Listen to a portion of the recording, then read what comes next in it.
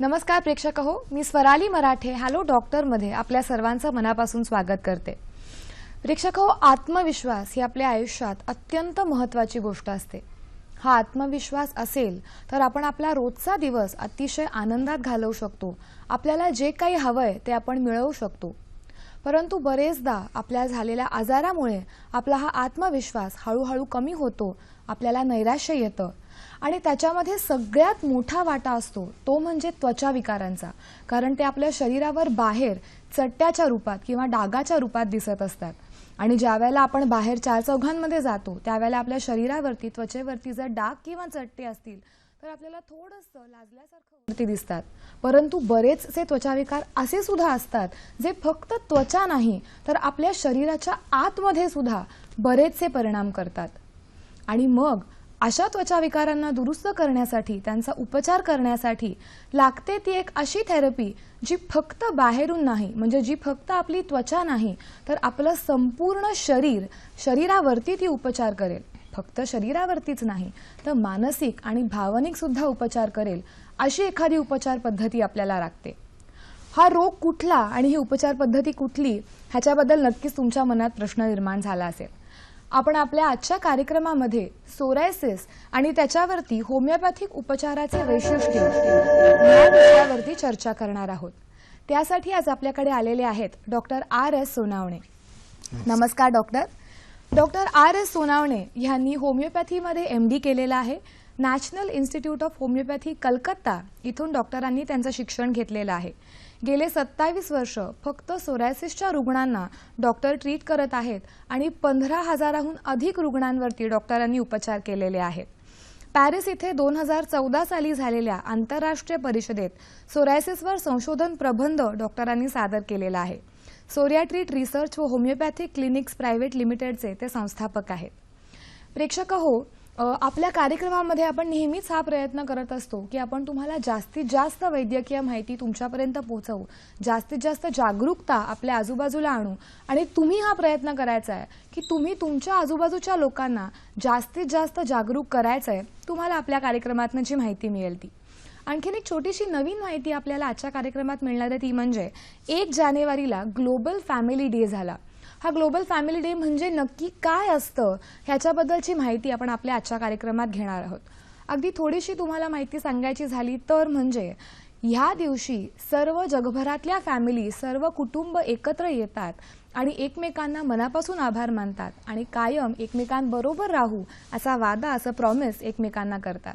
हा global family day काय आहे, आपल्या सोसायटीला ह्याचा कसा जास्तीत जास्त उपयोग होणार आहे आणि आपल्या एकंदरीत सोसायटीची मेंटल हेल्थ म्हणजे मानसिक आरोग्य कसं जास्तीत जास्त चांगलं करता येईल हे सुद्धा आपण या ग्लोबल फॅमिली डेच्या निमित्ताने आपल्या कार्यक्रमात बघणार आहोत। प्रेक्षक हो, आपण नेहमीच तुम्हाला ही संधी देत असतो की तुम्हाला जर डॉक्टरांना काही प्रश्न विचारायचे असतील तर तुम्ही नक्कीच आम्हाला ते फोन करून विचारू शकता। त्यासाठी तुम्हाला लागेल आमचा दूरध्वनी क्रमांक, तो असा आहे 2490-8050 2498-8050। मुंबई बाहेरील प्रेक्षकांनी 022 हा STD कोड लावायचा आहे। नेहमीसारखीच सर्व प्रेक्षकांना एक नम्र विनंती आहे, तुम्ही जेव्हा आम्हाला फोन कराल त्यावेळेला तुमच्या टीव्ही सेटचा आवाज हा कृपया कमी ठेवा, म्हणजे तुमचा प्रश्न थेट आमच्यापर्यंत पोहोचेल। आपला जो आजचा विषय आहे सोरायसिस आणि त्याच्यावरती होमिओपॅथिक उपचार पद्धतीचे वैशिष्ट्ये, ह्या विषयाला धरून प्रश्न विचारा, म्हणजे ह्याच विषयाबद्दल जास्तीत जास्त माहिती आपल्याला डॉक्टरांकडून घेता येईल। तिसरी आणि महत्त्वाची सूचना म्हणजे कार्यक्रमानंतर, कार्यक्रमाच्या शेवटी आपण डॉक्टरांचा नंबर आणि पत्ता तुम्हाला देणार आहोत। म्हणजेच कार्यक्रमानंतर जर तुम्हाला डॉक्टरांच्या संपर्कात राहायचं असेल, आपल्या शंकांचं निरसन करायचं असेल तर तुम्ही तसं करू शकता। तेव्हा एक कागद आणि पेन तुमच्याकडे तयार ठेवा, अथवा हल्ली सगळ्यांच्या मोबाईलमध्ये कॅमेरा असतोच, तेव्हा आपण पटकन स्क्रीनचा फोटो आपल्या मोबाईलच्या कॅमेरामध्ये काढू शकता, म्हणजे आपोआप तुमच्या फोटो गॅलरीमध्ये हा सेव्ह होईल आणि नंतर तुम्हाला तो उतरवून घेता येईल। चला तर मग सुरुवात करूयात आपल्या आजच्या चर्चेला डॉक्टर आर.एस. सोनावणे यांच्याबरोबर सोरायसिस आणि त्याच्यावरती होमिओपॅथिक उपचार पद्धतीचे वैशिष्ट्य। डॉक्टर, आपण कार्यक्रमात ह्याच्या आधी एकदा सोरायसिस बद्दल बोललेलो आहोत, परंतु बरेच वेळेला नवीन प्रेक्षक असतात, नवनवीन प्रेक्षक आपला कार्यक्रम बघत असतात, तेव्हा त्यांना आयडिया देण्यासाठी म्हणून आपण सोरायसिस बद्दल थोडंसं आणखी काही सांगूयात का? सोरायसिस हा एक त्वचा विकार आहे आणि सोरायसिसमध्ये शरीरावर लाल रंगाच्या पुटकळ्या येतात आणि त्या पुटकळ्या केवळ लाल नसतात तर त्याच्यावर पांढऱ्या रंगाचे किंवा चंद्री रंगाचे मृत पेशींचे थर असतात आणि ते सारखे त्वचेच्या मधून कोंड्याच्या स्वरूपात गळत असतात. सोरायसिस साधारणतः डोक्यात कोंडा या लक्षणाने सुरू होतो आणि तो साधा कोंडा आहे म्हणून त्याच्यावर दुर्लक्ष होतं. पण ज्या वेळेला सोरायसिस लक्षात येतो म्हणजे ज्या वेळेला तो कोंडा आपल्या डोक्याची जागा सोडून कानामागे किंवा हाताची कोपर, पायाचे गुडघे इथली त्वचा पण जाड होते, त्या ठिकाणाहून पण खाज येते आणि तिथूनही त्वचा गळायला लागते, त्यावेळेला हा सोरायसिस आहे निश्चित होतो. आणि सोरायसिस या आजारासाठी कायमस्वरूपी इलाज नाही आहे असा एक गैरसमज आहे किंवा त्याच्यामध्ये कधीच तो दुरुस्त होत नाही म्हणून रुग्ण बऱ्यापैकी निराश होतो आहे. पण होमिओपॅथीमध्ये त्याच्यावर चांगले प्रभावी उपचार आहेत आणि सोरायसिसच्या उपचारामध्ये जितक्या लवकर निदान होईल आणि जितक्या कमी स्वरूपात त्याचा उपाय होईल तेवढा चांगला उपचार होऊ शकतो. म्हणून आपण सोरायसिस बद्दल व्यवस्थित माहिती घेतली पाहिजे. बरोबर, कारण बऱ्याचशा गैरसमजुती प्रेक्षकांमध्ये सोरायसिस बद्दल आहेत. डॉक्टर, मला गैरसमजुतींकडेच एक मिनिट यायचं आहे की बरेचदा हल्ली असं जाणवतं की पोल्युशनमुळे खूप वेळेला डोक्यामध्ये कोंडा होतो, स्कार्फ बांधला जात नाही किंवा मुलं तितकीशी स्कार्फ बांधत नाहीत, तर आपण हा कोंडा वेगळा कसा ओळखावा? तर साधारणतः प्रचलित जो डोक्यात होणारा कोंडा आहे तो कोंडा हा इन्फेक्शनमुळे होतोय आणि त्याच्यामध्ये इन्फेक्शन व्हायचं कारण असं की केसांची योग्य निगा राखली नाही त्यामुळे ते इन्फेक्शन होतं. पण हा जो साधा कोंडा आहे, जो प्रचलित कोंडा आपण याला म्हणतो, हा संपूर्ण डोक्यावर असतो, हा भरपूर प्रमाणात असतो आणि त्याच्या खपल्या ज्या असतात त्या बारीक असतात. पण सोरायसिसमध्ये होणारा जो कोंडा आहे तो पूर्ण त्वचेवर नाही तर त्वचेमध्ये काही काही ठिकाणी त्वचेवर म्हणजे डोक्यामध्ये असे पॅकेट्स असतात की पॉकेट्स असतात की 2-4 ठिकाणचीच त्वचा जाड होते आणि तिथूनच कोंडा निघतोय. पण सोरायसिसमध्ये निघणारा जो कोंडा आहे या खपल्या जाड असतात, इतर कोंड्याच्या खपल्या बारीक असतात. आणि ज्या वेळेला सोरायसिस वाढतो त्यावेळेला आपण जर कानामागची त्वचा बघितली तर कानामागच्या त्वचा किंवा केस कमी करून बघितले तर आपल्याला लक्षात येईल की हा सोरायसिस आहे, हा साधा कोंडा नाहीये. तज्ञ डॉक्टर हे ओळखू शकतात की हा कोंडा आहे, हा सोरायसिस आहे की साधा कोंडा आहे. जर सोरायसिस असेल तर त्याच क्षणी त्याचा उपचार सुरू व्हायला पाहिजे. बरोबर बरोबर, आणि त्यासाठी तज्ञांकडे जाणं हे अत्यंत महत्वाचं आहे. डॉक्टर, सोरायसिस मध्ये आपण एकच प्रकारचा सोरायसिस बघितला जातो की त्या सोरायसिस मध्ये वेगवेगळे प्रकार असतात? आणि सोरायसिस मध्ये अनेक प्रकार आहेत. साधारणतः आपण आता स्लाइड्स बघूया.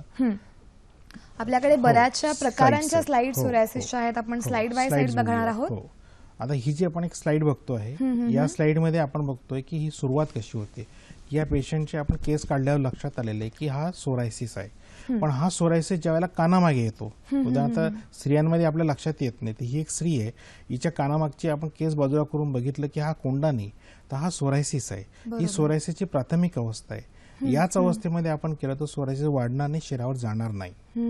उदाहरणार्थ सोरायसिस मध्ये हा जो एक प्रकार आहे हा प्लाक सोरायसिस आहे. हा 80% रुग्णांमध्ये हा सोरायसिस आढळून येतो.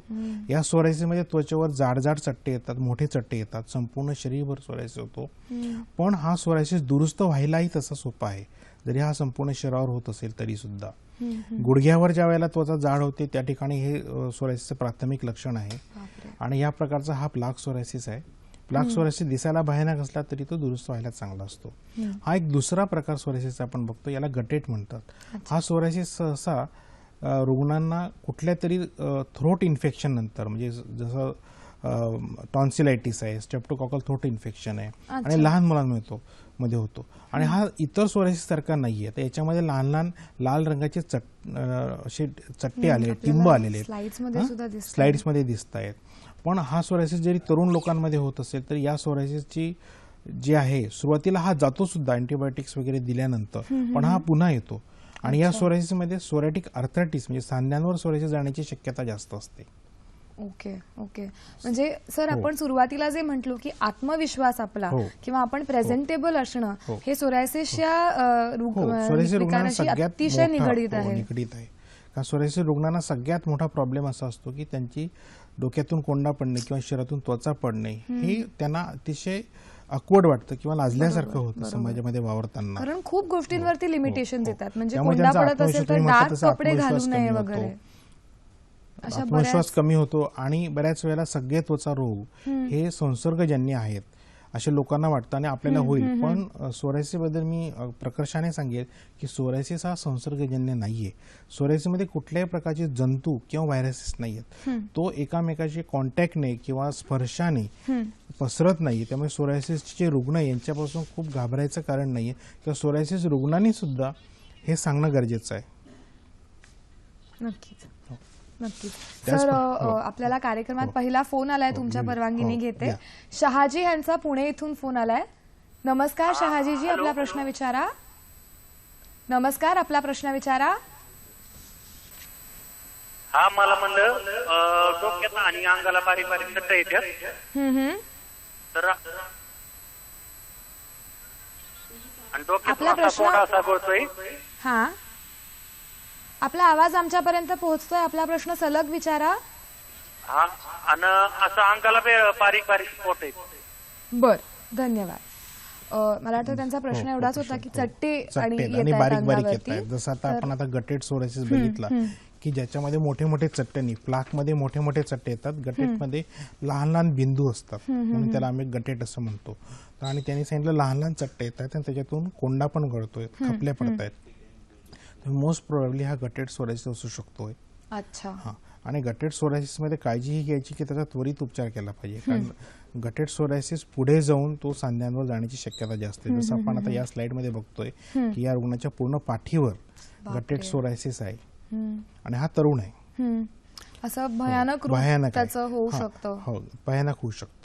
त्याच्यानंतर अजून एक प्रकार आहे, आपण आता बघितला की त्याला आपण एरिथ्रोडर्मिक सोरायसिस असं म्हणतो. अच्छा. तर एरिथ्रोडर्मिक ह्या सोरायसिस मध्ये संपूर्ण त्वचा लाल होते आणि त्या ठिकाणी संपूर्ण त्वचेला सूज आलेली आहे.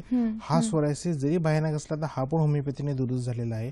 याच्यामध्ये सगळ्यात महत्वाचं की या वेळेला रुग्णाला ज्या वेळेला सडनली ही खूप सूज येते आणि त्याला इमर्जन्सी येऊ शकते, तो अचानक दगावू शकतो.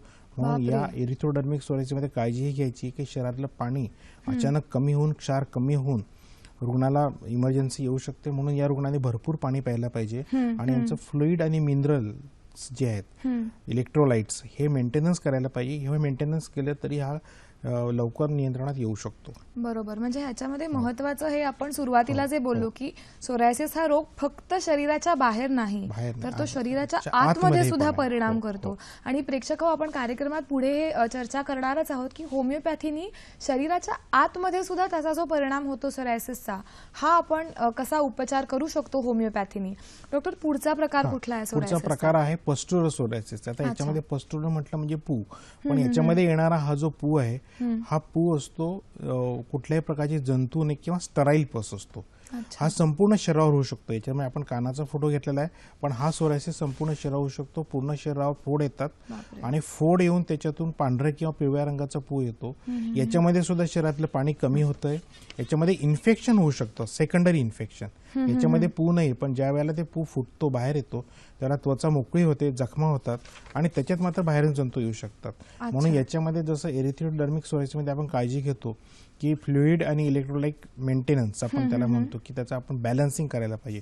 फ्लुइड आणि इलेक्ट्रो म्हणजे त्यांना पाणी आणि क्षार हे द्यायला पाहिजेत, तर त्या रुग्णाचं लवकर रिकव्हरी होऊ शकते, अन्यथा तो रुग्ण दगावू शकतो. अरे बापरे. त्याच्यानंतर सोरायसिसचा अजून एक प्रकार आहे जो आपण बघतोय की सोरायसिस हा नखातही होतो. अच्छा. पण नखात होणारा जो सोरायसिसचे दोन प्रकार असतात. जसं आपण याच्यात एक प्रकार बघतो की याच्यात नख काळी झाली आहेत, जाड झाली आहेत, वेडी वाकडी झालेली आहेत. त्याचप्रमाणे बऱ्याच वेळेला नख ही पिवळी होतात, पण ज्या वेळेला नख पिवळी होतात त्यावेळेला ती नख नष्ट होतात, नख निघून जातात आणि मग मात्र पेशंटला जास्त त्रास होतो. नखानंतर जो सोरायसिस आहे तो साधारणतः सांध्यांवर जातो, त्याला सोरायटिक आर्थरायटिस असं आपण म्हणतो. साधारणतः ही त्याच्याबद्दल आणखी डिटेलमध्ये बोलूयात, परंतु आपल्याला तत्पूर्वी आणखीन एका प्रेक्षकांचा फोन आलाय. अशोक यांचा सोलापूर इथून फोन आलाय. नमस्कार अशोकजी, आपला प्रश्न विचारा. मला का नाही पायाला सोरायसिस आहे. बर, आपला प्रश्न सलग विचारा अशोकजी. हा, माझ्या पायाला का नाही पंजापासून पिंडरीपर्यंत सोरायसिस टाईप इसब आहे. हा, आपला प्रश्न सलग विचारा. आपला आवाज आमच्यापर्यंत पोहोचतोय. पिंडरीच्या जवळ सोरायसिस टाईप इसब आहे. इसब. बर, धन्यवाद अशोकजी. आपण डॉक्टर R.S. सोनवणे यांच्याशी सोरायसिस आणि होमिओपॅथीची वैशिष्ट्ये ह्या विषयावरती चर्चा करत आहोत. आपली ही चर्चा पुढे नेण्यापूर्वी अशोकजी यांच्या प्रश्नाचं उत्तर विचारण्यापूर्वी मी सांगितलं होतं की ग्लोबल फॅमिली डे ह्याच्याबद्दल आपण थोडीशी माहिती घेणार आहोत. प्रेक्षक हो, ग्लोबल फॅमिली डे का सेलिब्रेट करतात हे मी तुम्हाला कार्यक्रमाच्या सुरुवातीला सांगितलं. आपण त्याच्यामध्ये कसा हातभार लावू शकतो. प्रत्येक कुटुंबामध्ये असा जर आपण नियम बनवला की आपण एक हेल्दी कम्युनिकेशन सर्वांशी करू, घरातल्या लहानल्यातल्या लहान मेंबरपासून ते मोठ्या मेंबरपर्यंत सर्वांमध्ये अतिशय एक निरोगी आणि हसत खेळत असं जर कम्युनिकेशन होत राहिलं तर मला वाटतं खूपसे प्रॉब्लेम्स आपले आपोआप कमी होतील. नक्कीच तुम्ही हे ट्राय करून बघा, तुम्हाला नक्कीच याचा उपयोग होईल. डॉक्टर, आपल्याला अशोकजी यांनी प्रश्न विचारला होता, त्यांना आपण काय सांगूया. त्यांनी आपल्याला सांगितलं होतं की इसब आणि सोरायसिस, तर बऱ्याच वेळेला हे दोन आजार असे आहेत की इसब हा वेगळा आजार आहे, सोरायसिस हा वेगळा आजार आहे. पण त्यांना निश्चितच माहिती आहे की हा इसब आणि सोरायसिस आहे. तर एक प्रकार असा असतो, आम्ही त्याला बऱ्याच वेळेला एका वेळेला दोघंही आजार असू शकतात, त्याला आम्ही एक्झेमॅटस सोरायसिस असं म्हणतो. म्हणजे पहिल्यांदा इसब होतो आणि त्याच्यावर मग सोरायसिस होतो. तर त्यांना पायाला आहे स्पेशली, कारण इसब हा बऱ्याच वेळेला एकाच पायाला असतो. सोरायसिसचं विशेष असे की एकाच वेळेला दोघं पायाला, की समजा उजव्या बाजूला झाला तर तसाच तो डाव्या बाजूला पण होणार, सिम्युलेटर. हे सोरायसिसचं विशेष आहे. जसं उजव्या कोपऱ्याला झाला तर डाव्या कोपऱ्याला पण होईल. जवळजवळ 90% पेशंटमध्ये ही सिमेट्री जी आहे, सिमेट्रिकल असतं ते असतं. पण बऱ्याच वेळेला असं होतं की एखाद्याला एक्झेमा होतो आणि एक्झेमा बऱ्याच वर्ष झाल्यामुळे त्याच्यात जर सोरायसिसची प्रवृत्ती असेल तर त्या एक्झेमाच्या जखमेवरच त्याला सोरायसिस व्हायला सुरुवात होते आणि तिथूनही खाज येते आणि त्याच्यातून मग कोंडा व्हायला लागतो. ते खूपच कॉम्प्लिकेटेड होत असेल. त्याला आम्ही बऱ्याच वेळेला एक्झेमॅटस सोरायसिस असं म्हणतो किंवा सोरियाटिक एक्झेमा असं पण म्हणतात. तर त्यांना तो तशा प्रकारचा आजार आहे. हे दोघंही आजार एकत्र आहेत, एका वेळेला आहेत. तर त्यांनी योग्य उपचार सोरायसिसचा होमिओपॅथीमध्ये आहे, एक्झेमाचाही आहे आणि सोरायसिसचा आहे. तर त्यांनी जर योग्य उपचार केला आणि योग्य काळजी घेतली तर ते दुरुस्त होऊ शकतात. बरोबर. अशोकजी, तुम्ही सह्याद्री वाहिनी आमची बघत राहा. आपण हॅलो डॉक्टरमध्ये हे डिस्कस करणार आहोत पुढे की होमिओपॅथीनी आपण सोरायसिसचा उपचार कसा करू शकतो. सर, आपण सोरायसिसचे प्रकार वेगवेगळे बघितले. सोरायसिस होण्याची काही मुख्य कारणं आहेत का. हो, सोरायसिस आता काय होतो, ज्याच्यामध्ये जर व्हायरस नाहीये, बॅक्टेरिया नाहीये, तर सोरायसिसचे मेन कारण आहे की सोरायसिसची अनुवंशिकता असते. पण सोरायसिसची अनुवंशिकता जरी असेल तरी अनुवंशिकता असल्यावरही जवळजवळ 70% लोकांना तो होत नाही. म्हणजे ज्या 100% लोकांमध्ये त्याची आहे त्यातल्या फक्त 30% लोकांना होतो. कारण केवळ अनुवंशिकता नाही तर त्याच्यासाठी काही जोड कारणांची आवश्यकता असते. आणि जोड कारणं आणि सोरायसिसची जी मेन मूळ कारण आहे ते रोगप्रतिकार शक्ती. रोगप्रतिकार शक्ती ही अनुवंशिक आहे आणि रोगप्रतिकार शक्ती हे सोरायसिसचं मूळ कारण आहे. तो रोगप्रतिकार शक्तीमध्ये काही बिघाड निर्माण होतात आणि ते जे बिघाड आहेत त्याच्यामुळे सोरायसिस होतो. बरोबर. आणि रोगप्रतिकार शक्ती अनुवंशिक आहे. बरोबर. आणखी थोडं कारणांच्या डिटेल्स मध्ये जाण्यापूर्वी आपल्याला आणखीन एक फोन आलाय. शरदजी यांचा आपल्याला लातूर इथून फोन आलाय. नमस्कार शरदजी, आपला प्रश्न विचारा. नमस्कार शरदजी. नमस्कार मॅडम. नमस्कार सर. आपला आवाज आमच्यापर्यंत पोहोचतोय. हा, हॅलो. आपला आवाज पोहोचतोय. आपला प्रश्न सलग विचारा. माझा प्रश्न असा आहे की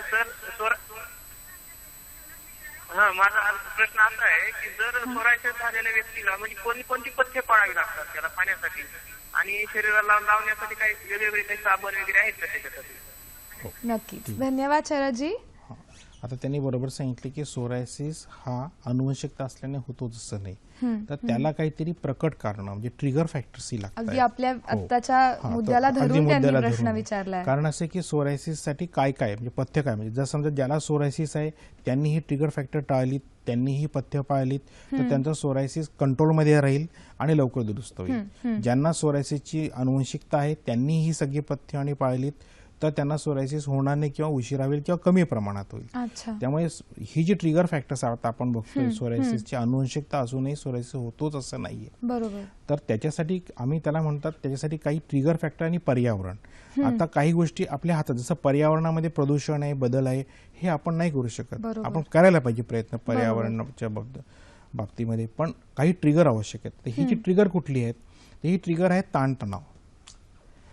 साधारणतः सगळ्या सोरायसिस पेशंटमध्ये असं आढळतं की तो सोरायसिस होण्यापूर्वी अतिशय चांगला होता, पण त्यांच्या शरीरामध्ये काहीतरी ताणतणाव आलेत, काही मानसिक आघात आले किंवा बऱ्याच वेळेला अतिमहत्वाकांक्षा असते, काही अपयश असतं आणि या लोकांना जर महत्वाकांक्षा पूर्ण नाही झाली ही त्यांनी त्यांच्या क्षमतेपेक्षा जास्त ठेवली आणि त्याच्याने ते त्यांना डिप्रेशन येणारच आहे आणि त्याच्यानंतर सोरायसिसची सुरुवात झाली. सर म्हणजे आपण दोन्ही म्हणू शकतो की नैराश्यामुळे सुद्धा सोरायसिस होऊ नैराश्यामुळेच शकतो. सुरुवात होते अच्छा. की त्याने महत्वाकांक्षा ठेवली आणि तो निराश झाला. जसं मेडिकलला ऍडमिशनसाठी त्याला मेडिकल ऍडमिशन नाही मिळालं योग्य त्या ठिकाणी आणि तो निराश झाला. याच्यात निराश होण्यासारखं काही नाही मिळाले, दुसरे भरपूर काही आहे. बरोबर. आणि त्याच्यानंतरचं महत्वाचं कारण आता आपण आपल्या स्लाइडवर बघितलं की धूम्रपान आणि अतिमद्यपान. आता त्यांनी सांगितलं की सोरायसिसच्या रुग्णांनी काय काय पथ्य पाळलं पाहिजे, तर धूम्रपान आणि मद्यपानापासून लांब राहायला पाहिजे. अगदी बरोबर.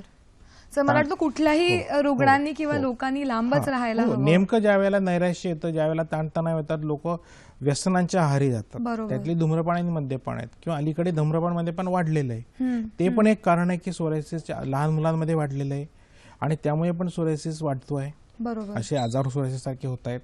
त्याच्यानंतर बऱ्याच वेळेला सोरायसिस सुरू होण्यापूर्वी आता आपण ही स्लाइड बघतोय, याच्यामध्ये त्वचेला इजा, एखादी इजा होते सुरू होतो, जखमा, गोंदण, अलीकडे गोंदण करणं ही पण फॅशन झालेली आहे, त्वचा भाजणे, कापणे, लसीकरण याच्यानंतर होतं. ह्या गोष्टी आपण लसीकरणामध्ये सुद्धा होऊ शकतो. लसीकरणाची जी जखम आहे ती डीप जखम असते अच्छा. आणि ज्यांना सोरायसिसची प्रवृत्ती त्याच्यानंतर ते होऊ शकतं. ओके.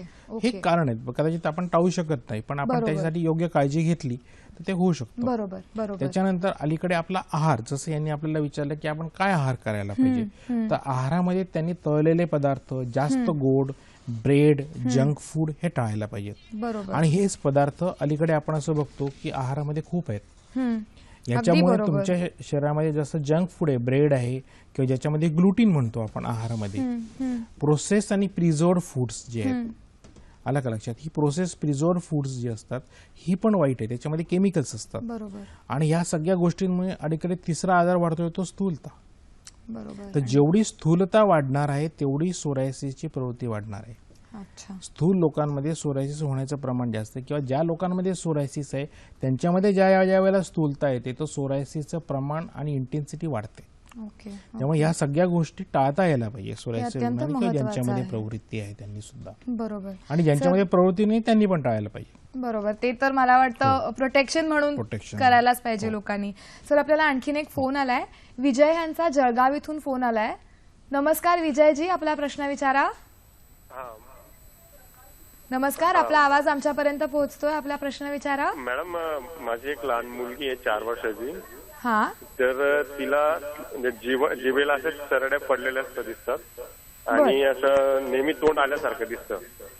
बर. आणि त्याच्यामुळे तिथे ना ते औषध घेतलं का थोडं बंद पडतं आणि नंतर परत चालू होतं तिथं. बर. हा. नक्कीच आपण तर डॉक्टरांना ते विचारूया. डॉक्टर म्हणतात की तिला गहूच्या पोळ्या वगैरे किंवा दूध वगैरे देऊ नका असं म्हटलं त्यांनी. ओके. ओके. धन्यवाद. धन्यवाद. सर मला वाटतं ग्लुटेन ग्लुटीन, कारण त्यांनी जे सांगितलं की तिच्या जिभेवरचा सोरायसिस हा कधी कधी जिभेवरही होतो, मी तोंडातही आता होतो. ऍक्च्युली तुम्हाला तेच विचारणार होते की हा अतिशय वेगळा असा प्रश्न आलाय. आहे, सोरायसिस हा जिभेत होतो, कधी कधी डोळ्यातही होतो, अरे बापरे. होऊ शकतो. पण ह्या खूप रेअर केसेस आहेत. रेअर म्हणजे नाही तसं नाही.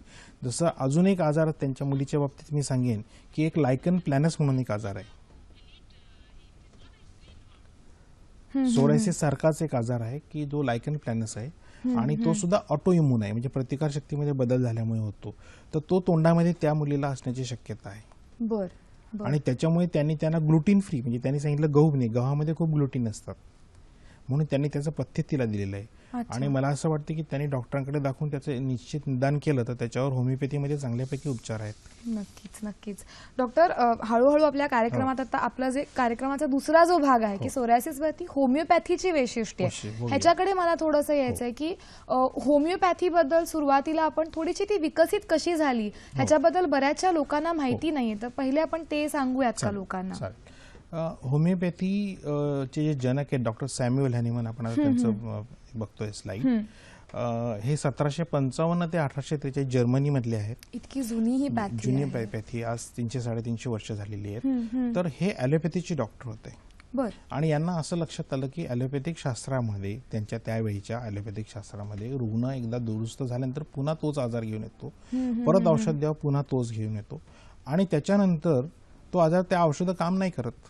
हे कारण आजही body आपण बघतोय. tolerate- बॉडी tolerance वाढलेला असतो. आजाराची उपचार करताना त्यांना असं लक्षात आलं की उपचार करताना फक्त आपण लक्षणांचा उपचार करतोय, बरोबर. पूर्ण रोगाचा करत नाही. तर त्यांनी अनेक संशोधनं करून की निसर्गाचा रोगमुक्तीचा नियम काय आहे याच्यावर त्यांनी संशोधन केलं. आणि निसर्गाचा रोगमुक्तीचा जो नियम आहे, म्हणजे निसर्गतः जे आजार दुरुस्त होतात ते समहा शमयती, म्हणजे सारख्या लक्षणांची जी औषधं लक्षणं निर्माण करतात तीच औषधं त्याच प्रकारच्या लक्षणांचे आजारही दुरुस्त करतात.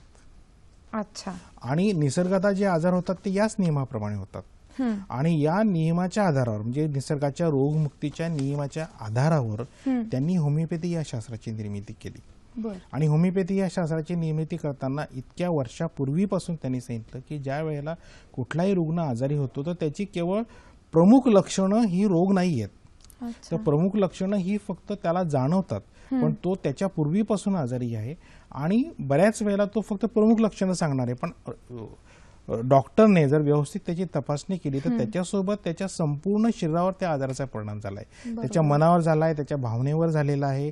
आणि आजाराची सुरुवात ही मनापासून होते आणि त्याच्यानंतर तो शरीरावर येतो. तर ही सुद्धा संकल्पना जी आहे ही त्यांनी मांडली आणि त्यानुरूप त्यांनी औषधी योजना केलेली आहे. होमिओपॅथीची सगळी औषधी ही शरीर, मन आणि भावना याच्यावर सगळ्यांवर काम करतात. आणि प्रत्येक रुग्ण हा वेगळा आहे. समजा एकाच टायफॉइड हा आजार घेतला तर या आजाराचे वेगवेगळ्या रुग्णांना वेगवेगळी लक्षणं येणार आहेत. आणि त्या प्रत्येक रुग्णाकरता वेगवेगळं औषध आहे. आणि त्यामुळे होमिओपॅथीमध्ये जे आजार दुरुस्त होतात ते आजार पूर्ण मुळापासून दुरुस्त होत आहेत. कारण आजाराचं पूर्ण स्वरूप लक्षात घेतलेलं आहे, केवळ त्याची प्राथमिक लक्षणं घेतलेली नाहीयेत. तर डॉक्टर सॅम्युएल हॅनिमन यांनी अनेक वर्ष संशोधन करून त्यांनी होमिओपॅथी या शास्त्राचं हे केलंय. आणि आजही इतक्या वर्षानंतरही अनेक असाध्य आजारांवर किंवा जुनाट आजारांवर होमिओपॅथीमध्ये चांगले उपयोग आहेत, उपचार आहेत.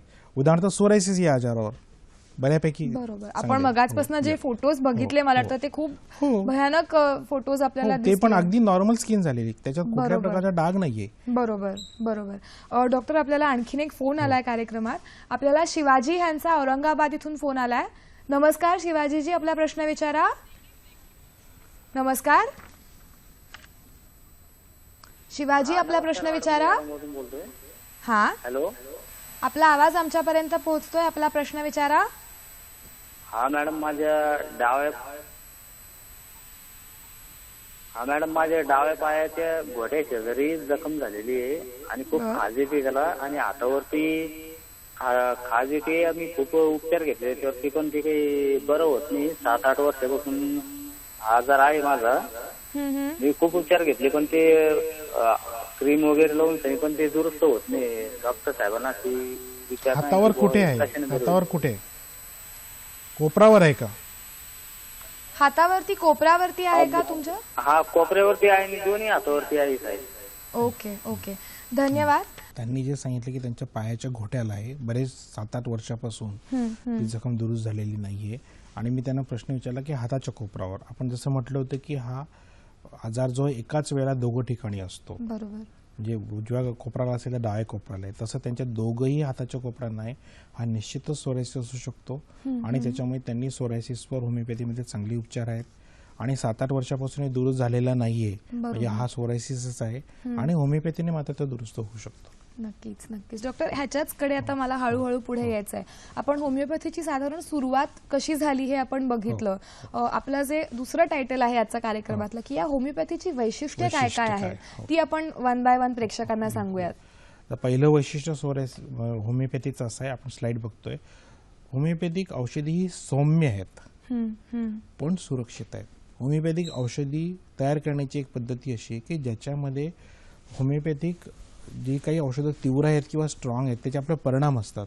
तर एक विशिष्ट पद्धतीने डायल्युशन आणि सकशन या पद्धतीमुळे त्या औषधाला सौम्य करण्यात येतं. पण सौम्य झाल्यावरही त्याचा जो गुण आहे तो स्ट्रॉंग असतो. सौम्य आहे म्हणजे ते माइल्ड झालं, जसं आपण म्हणतो स्ट्रॉंग मेडिसिन पाहिजे, म्हणजे कॉन्सन्ट्रेटेड पाहिजे.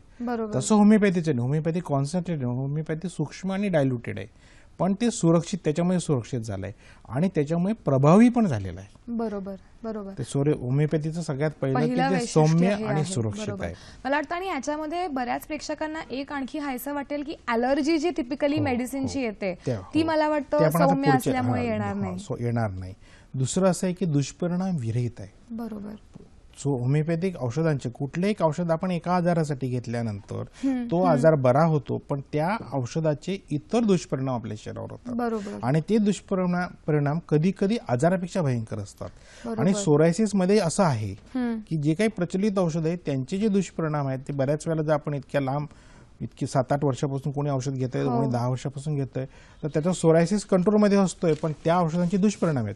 तसं होमिओपॅथिक औषधांचे कुठलेही दुष्परिणाम नाहीत. होत नाहीत. मला वाटतं दरवेळेला एक पेन किलर घेतली की ऍसिडिटीची गोळी आपल्याला बरोबर हो, घ्यावीच घ्यावीच लागते, लागते. असं होणार तसं नाही. तर होमिओपॅथिक औषधं ही रोगाची लक्षणं रोग दुरुस्त करतात, त्यासोबत कुठलेही दुष्परिणाम किंवा साईड इफेक्ट्स देत नाही. बरोबर.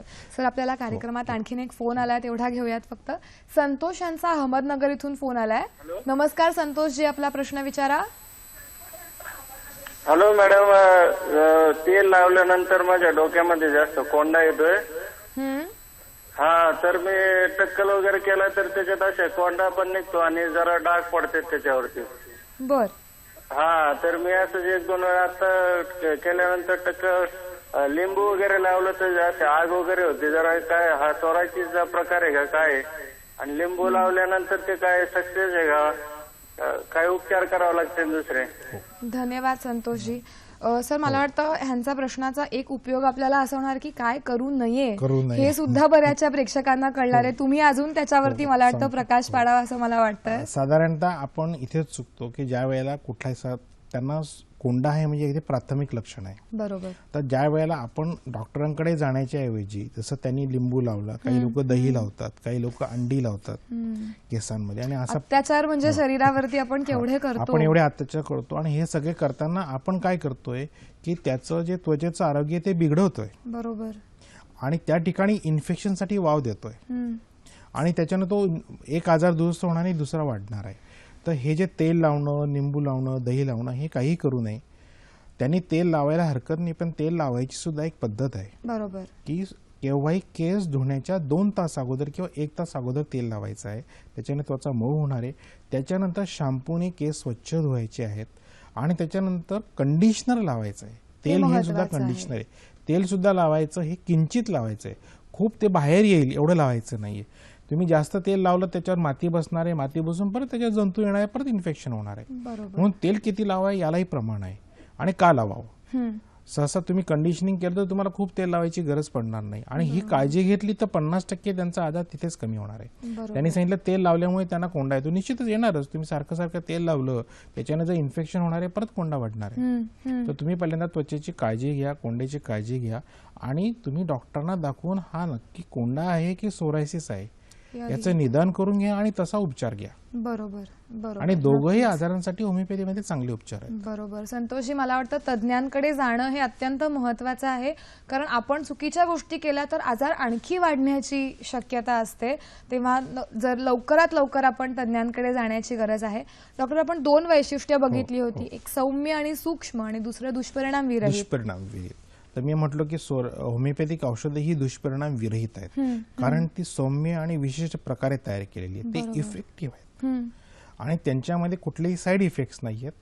दुसरी गोष्ट, औषधामध्ये ऍडिटिव्ह नाहीत. आता आपण बघतो की काही औषधामध्ये सोबत ऍडिशन केल्याशिवाय ते तयार होत नाही किंवा ते सुरक्षित राहत नाही.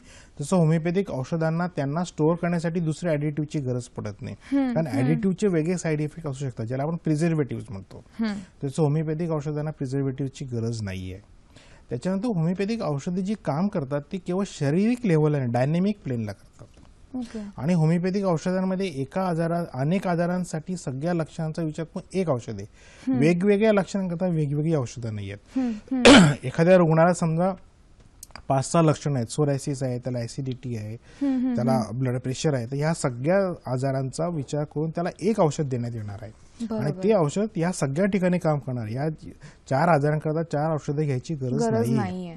बरोबर. कारण त्या सगळ्यांचे वेगवेगळे साईड इफेक्ट असू शकतात. हे होमिओपॅथीचे विशेष, याला मी म्हणतो होलिस्टिक सायन्स. बरोबर. इथे सगळ्या लक्षणांवर एका वेळेला एक औषध काम करतं. बरोबर.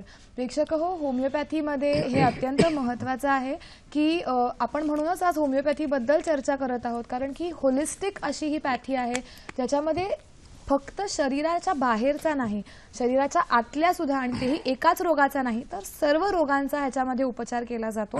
डॉक्टर, पुढचं वैशिष्ट्य आपण कुठलं घेऊया? पुढचं वैशिष्ट्य असं आहे की काही आजार आता गरोदरपणामध्ये बरेचशी औषधं चालत, तसं होमिओपॅथी नाही. होमिओपॅथी हे गरोदरपणातही सुरक्षित आहे. बरोबर. उदाहरणार्थ सोरायसिस रुग्णांना ज्या वेळेला त्या गरोदर असतात स्त्रिया, त्यावेळेलाही होमिओपॅथिक औषधं सुरक्षित आहेत. बरोबर.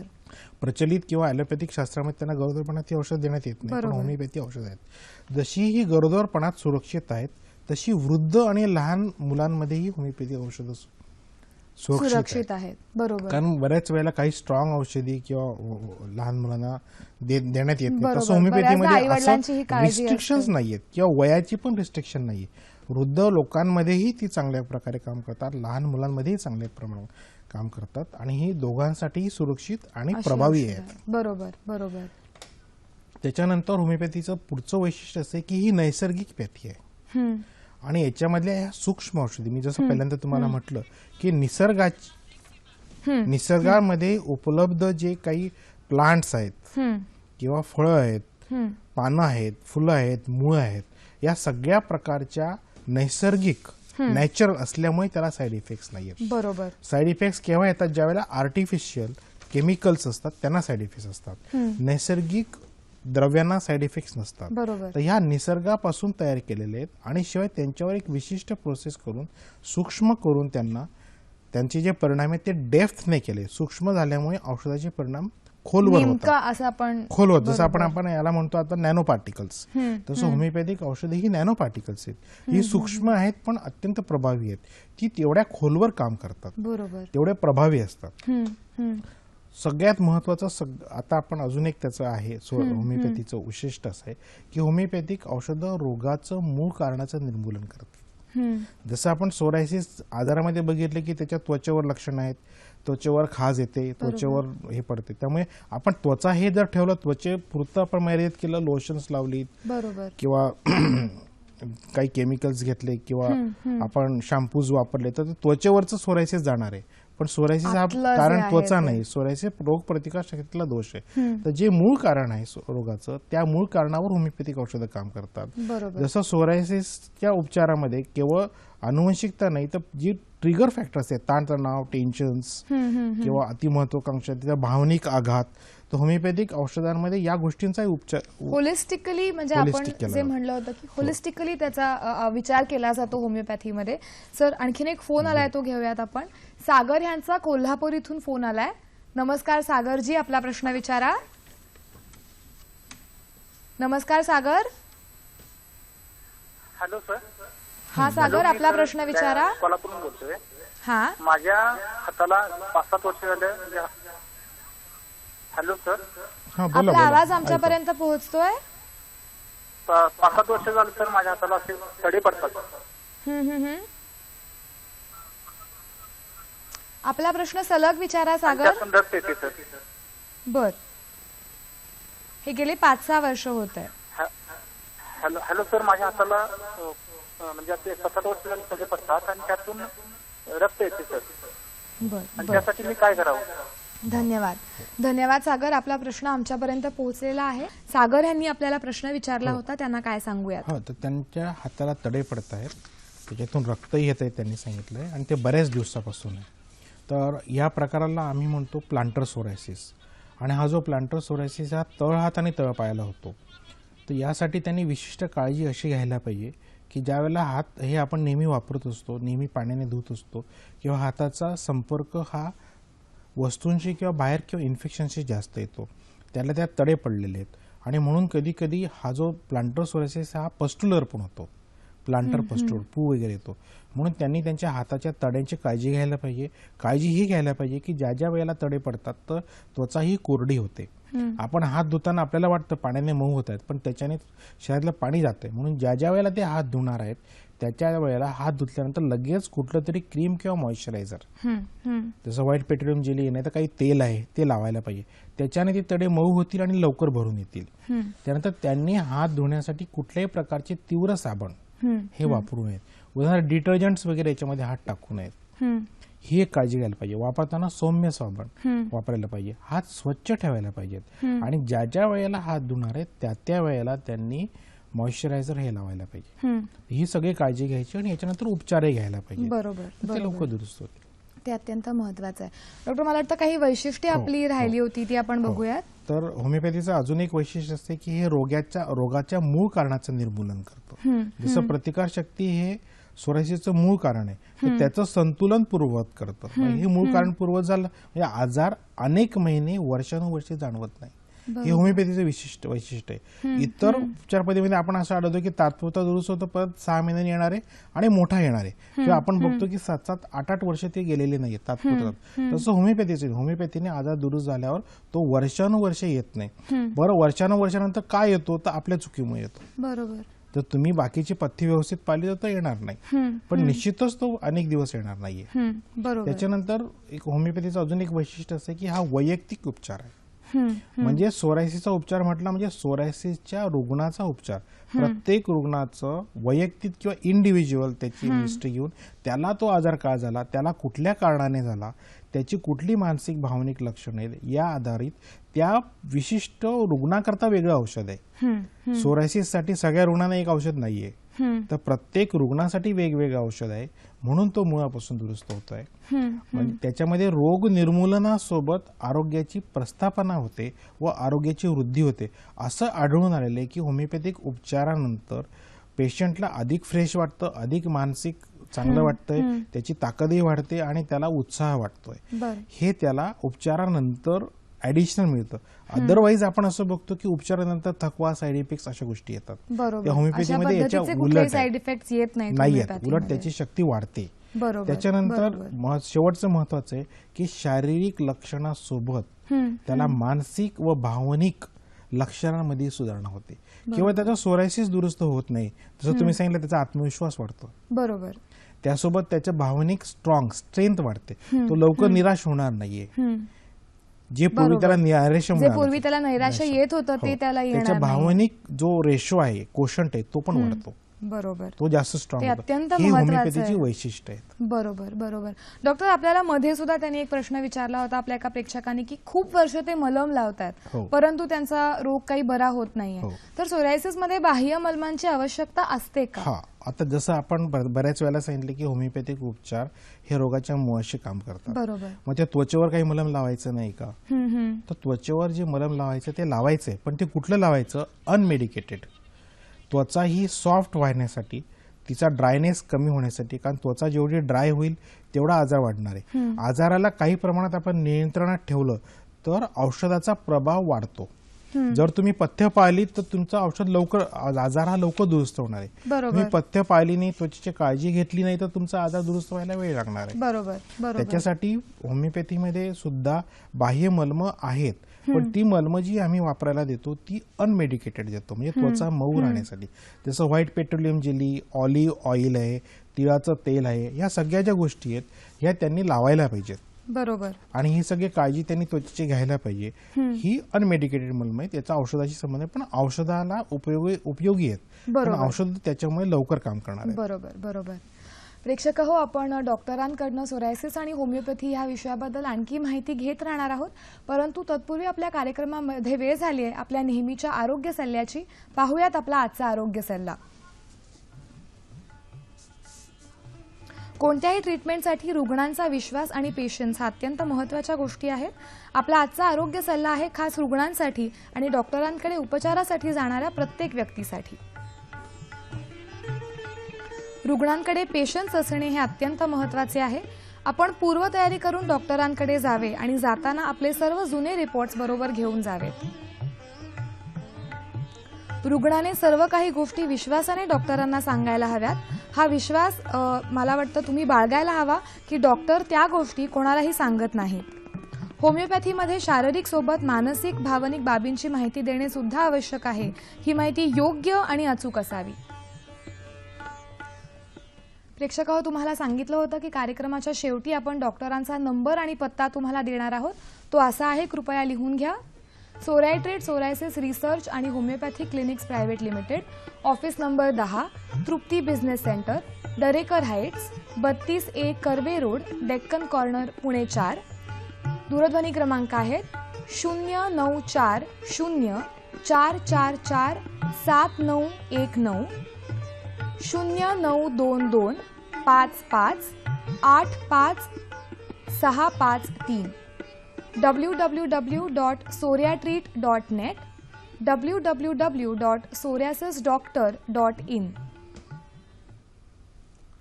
प्रेक्षकांनो, तुम्हाला आजचा कार्यक्रम कसा वाटला हे आम्हाला लिहून कळवा.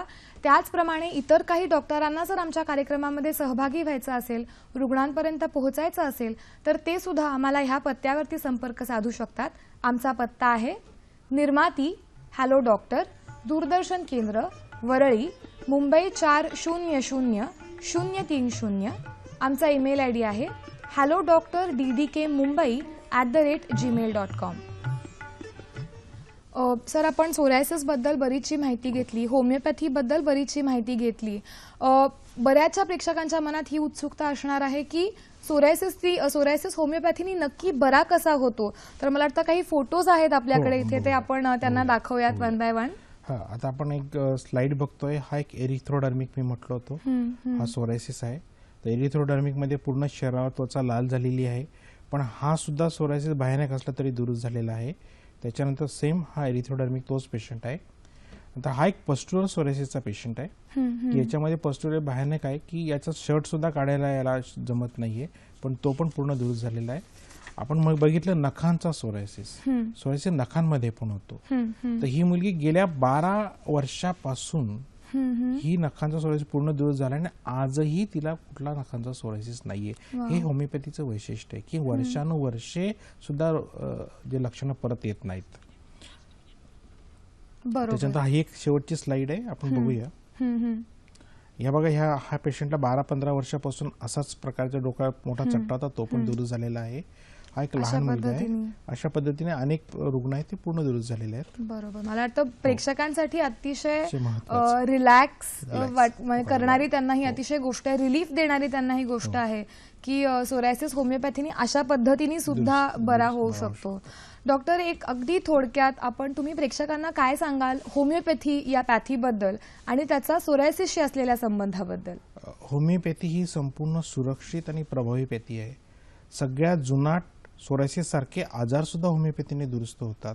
फक्त होमिओपॅथीने दुरुस्त होण्यासाठी आपण जे आज रुग्णांना सांगितले की रुग्णांनी डॉक्टरकडे जाण्यापूर्वी पेशन्स ठेवायला हवा, डॉक्टरांनी विचारलेली सगळी माहिती त्यांना द्यायला हवी आणि हा पेशन्स ठेवला तर तुम्ही सोरायसिस सारख्या अशा अनेक भयानक आजारांपासून मुक्त होऊ शकतात. आणि सोरायसिस मध्ये होमिओपॅथिक औषधी सुरक्षित आहेत, प्रभावी आहेत, त्याचे कुठलेही दुष्परिणाम नाहीत आणि एकदा दुरुस्त झाल्यावर वर्षानुवर्ष तुम्हाला सोरायसिस परत येणार नाही. हे होमिओपॅथीचं वैशिष्ट्य आहे. प्रेक्षक वसुधैव कुटुंबकम हे या ग्लोबल फॅमिली डेच्या निमित्ताने आपण खरं ठरवायला हरकत नाही. ही पृथ्वी आपली घर आहे, स्वच्छ ठेवूयात, निरोगी ठेवूयात. आपल्याला कुठलाही आजार झाला पहिल्यांदा डॉक्टरांकडे, तज्ज्ञांकडे जाऊन त्यांचं मत घेऊयात आणि आपले उपचार करूयात. हॅलो डॉक्टरमधनं आम्ही हा प्रयत्न कायम करणारच आहोत. तुमच्यातर्फे हॅलो डॉक्टरच्या संपूर्ण टीमतर्फे मी डॉक्टर RS सोनवणे यांचे मनापासून आभार मानते. धन्यवाद डॉक्टर.